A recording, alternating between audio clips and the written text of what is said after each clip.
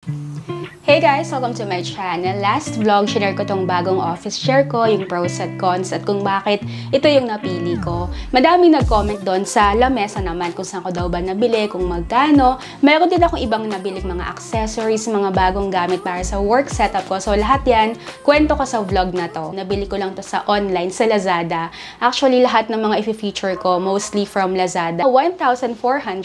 Ang sukat niya, yung haba, 100 centimeters. Yung lapad niya, 50 centimeters, tapos yung height naman, mga 72-73 centimeters. Tinakto ko yung lamesa para sa area na to. Dito yung napili ko sa may bintana para pag halimbawa stress na, ganyan, or pagod ka na, meron kang view somehow ng sky, ng mga puno-puno. Malapad, so halimbawa dalawa yung monitor mo or monitor tapos CPU ka, tamang-tama yung size niya. Kung medyo madantay ka or mabigat yung mga gamit mo, baka hindi ko to ma-recommend kasi medyo manipis lang siya. Yung base niya, yung support, medyo manipis lang din naman. Kapag dumating to sa'yo, hindi pa siya naka-assemble. So, ikaw yung kailangan mag-DIY, mag-assemble. So, pakita ko dito kung paano ko sinet up tong table. So, nung kinarga ko yung package, nagdala ako ng ganito yung trolley para madali kasi bawal umakyat yung mga delivery.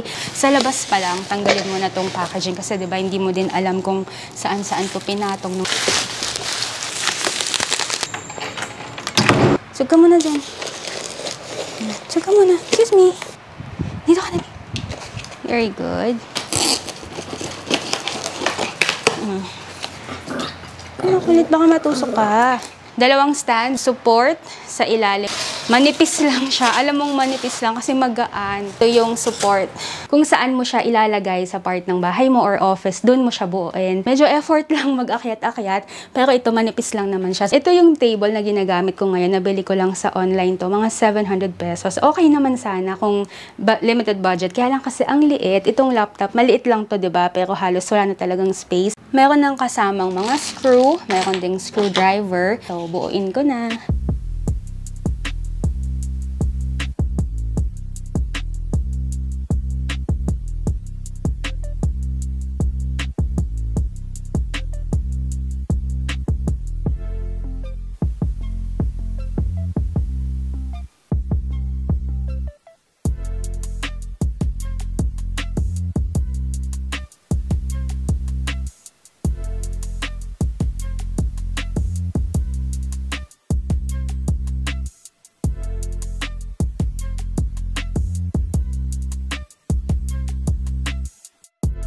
For mga 30 minutes yon. Maganda kasi sa ilalim, pag tinignan mo, mayroon talaga siyang support. So kahit na medyo mabigat yung lalagay mong computer, mga books mo, alam mong matibay siya kahit na manipis yung mismong plank. Nakakapagod lang. Mas maganda pala dito kung meron kayong automatic na siya na screw. Kasi ito, pag manual, masakit sa kamay para kang nag-workout. So kung gagawin mo siyang manually, mas okay kung meron kang gloves. Tulad nung ginamit ko. Ito yung pang ano lang to, pang winter, pang snow. Ganito siya kalaki kapag nilagay na dito sa corner.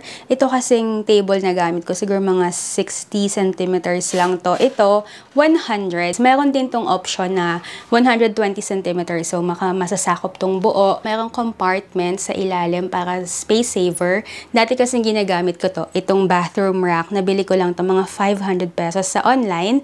Ito yung itsura niya. Okay din kasi space saver. Andyan yung mga watercolor, brushes, mga notebooks. Yung iba ko pang gamit for work and editing. So, tanggalin ko na din to. Medyo umaalog lang siya. So, siguro kung naka-CPU ka or double monitor, baka hindi ko siya masasuggest. Kung laptop, bawa itong sa akin, magaan lang naman. So, okay siya.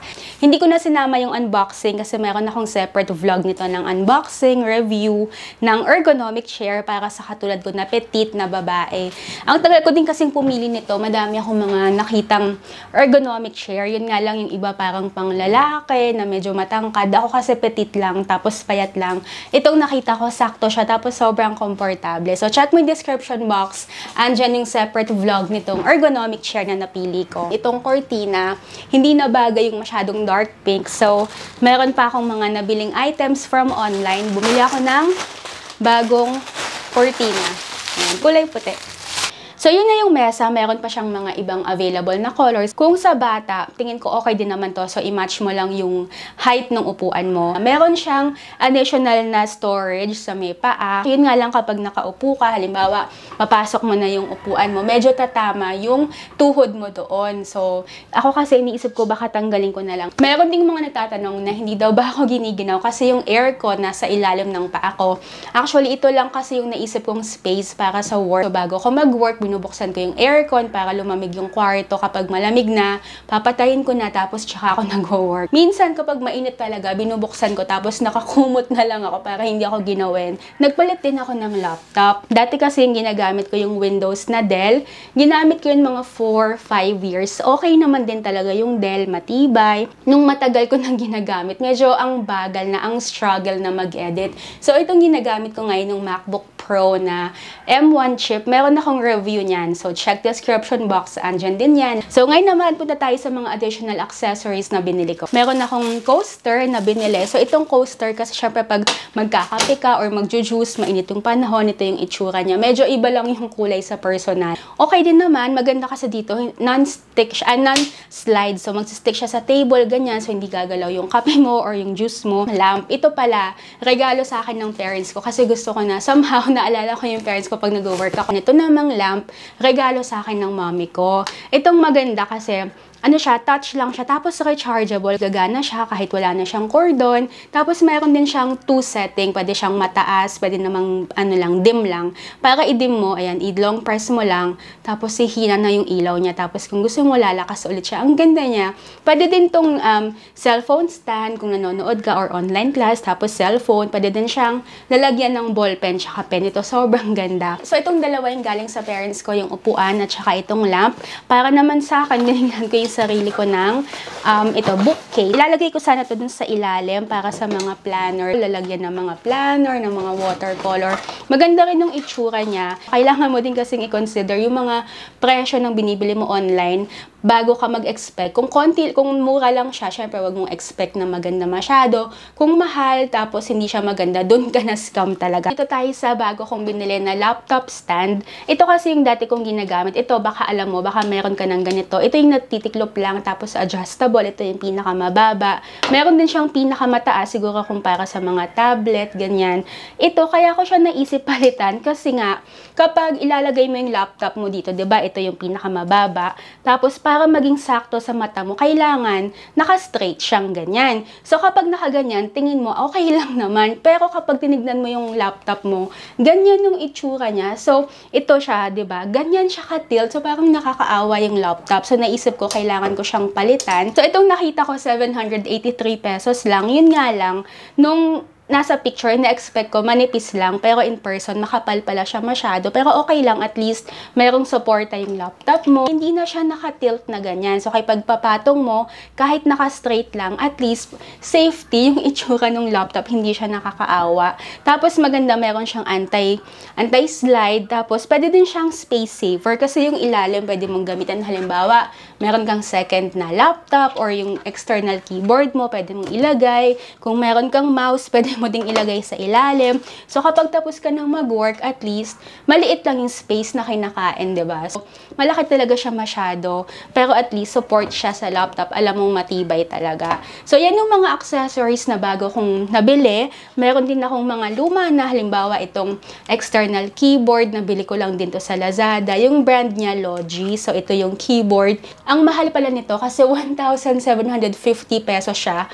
3 device yung pwede mong i-connect dito. Halimbawa, laptop, tablet, tapos phone. Pipinutin mo lang yung button. Pwede mo nang palitan. So, yun lang yung mga basic na gamit ko. Yung iba dito, mga luma na, pero kwento ko pa din isa-isa. So, ito na yung work setup ko dito sa bahay. Unang-una tong upuan, komportable na, so hindi na masakit yung likod ko. Tapos, yung lamesa, sakto na din yung height niya para sa upuan. Tapos, ang pinakamaganda, malaki na, so hindi lang laptop yung kasya. Bukod sa mga decoration, pwede din ako ng mga books, ng mga papers na kailangan. Importante pala talaga yung maluwag yung lamesa, mga pampas. Na-order ko lang to sa Facebook seller, pero meron din ito sa Dangwa.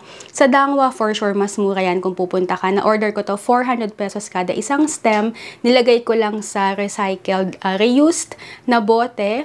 Tapos meron ako nitong pillow. Si Loki nandiyan kasi gusto niya nakatapat sa aircon. Itong upuan, sakto naman yung height sa akin, pero dinagdagan ko lang ng pillow. Nabili ko lang to sa Daiso, 188 pesos yan. Meron siyang garter sa likod. Dalawa yung lamp ko dito. Ito nga yung bigay sa akin ng mami ko na dimmable, rechargeable, para pag konting ilaw lang yung kailangan ko. Pero pag mas maliwanag naman yung kailangan, ito yung ginagamit ko. Nabili ko lang to sa Lazada, 1,600. IKEA yung brand niya. Hindi siya rechargeable, hindi din siya dimmable. Meron siyang on-off. Tapos, ang maganda kasi dito, space saver sa lamesa. So, tingnan mo, hindi siya nag-occupy sa table, pero yung stand niya nasa lapag. So, at least hindi na siya kumakain ng space. On-off, meron naman siya pag hindi mo kailangan. Tapos, pwede mo ding i-adjust yung bulb na bibilin mo. So, ito mga 18 watts yung nilagay ko. Sa ilalim, para meron ako extra space, legroom, tsaka hindi din mablock yung aircon. Ito na lang yung nilagay ko, yung mga planner, notebook, tapos the rest, ganyan ko na siya ikikip para maluwag lang. Sa ibabaw naman ng desk, meron lang akong konting mga added decoration. Gusto ko kasi makapunta din sa Paris, so meron lang akong ganitong. In-spray paint ko to dati puti yan, tapos naglagay ako ng picture ng dream house ko. Ito, nakalimutan ko kung saan ko nabili. Itong mga flowers sa Divisoria. Sa clock naman, meron akong dalawang klase. Meron ako nung isa, yung parang battery na Bluetooth speaker din siya. Pero pag tagal, hassle pala yan kasi charge mo everyday. Tapos kapag na-lowbat, wala ka ng relos. Ito at least battery operated. Consistent naman siya for ilang months. Itong cortina yung na-feature ko kanina, yung ilaw na nakakita mo. Ganito yung itsura, so string light yan na sakto talaga para sa mga table. Nabili ko to sa SM Department Store, mga 1,000 pesos. Hindi siya, wala siyang on-off, so sasaksak mo lang para mag-on. Tapos ganyan lang siya, steady light na medyo nagbe-blink. Patayin ko yung ilaw para mas makita mo. Yan. So ito LED light, hindi naman to nag-overheat. Minsan ginagawa ko to sa gabi. Pag tulog ako, naka-on lang siya. Pagising ko, okay naman. Safe naman siya, basta LED light para sa mga ilaw. Munti ko makalimutan kung saan ko nilagay yung mga pen, yung mga artwork, watercolor. So, meron ako ditong extra na makeup train case. Dito ko na lang nilagay para at least match yung color niya na silver. Tapos, space saver, tsaka hindi masyadong cluttered. So, andyan yung mga highlighter, yung mga brush ko pang painting, yung mga watercolor, extra highlighters, crayon, scissor, lahat ng mga pang art, yung mga washi tape, at saka yung mga pen. So, at least pag open ko, makikita ko na lahat, tapos madali din isarado. So, pag hindi na kailangan, pwedeng ilagay ko lang sa gilid, hindi masyadong cluttered tignan. Tapos yung kulay niya maganda, match yung laptop at saka yung laptop stand. So ito lahat ng gamit ko sa work corner. Pinaka-importante talaga yung upuan tsaka mesa. Importante na match yung height para hindi ka nangangawit. Mas maganda din na i-match mo sa height mo tsaka sa body build mo. Hindi lahat tama yung upuan. So kailangan mo ding itry yung mesa kung sakto ba sa height mo. So that's my new work from home setup, yung table tsaka yung mga accessories na binili ko, itong upuan, yung MacBook Pro. Lahat yan merong separate vlog. Check description box kung di po pa napapanood. I hope meron kang nakuhang tips sa vlog na to sa mga gamit na feeling mo kailangan mo pa para sa work from home or online class setup mo. Kung estudyante ka, bakasyon na, at least makakapag-ipon ka para next school year. Gusto ko lang magpasalamat. Sobrang tawa ako kasi at least part na ng work setup ko yung mami ko. Medyo matagal na din akong hindi nakatanggap ng gift sa daddy ko. Yung mami ko medyo madalas, pero at least ito, lagi ko siyang magagawa. And salamat sa'yo sa panonood. Bakasyon na, summer na talaga, ayan, medyo mainit na siya. So happy working and happy vacation sa mga estudyanteng tapos na sa module. I'll see you next time. Bye!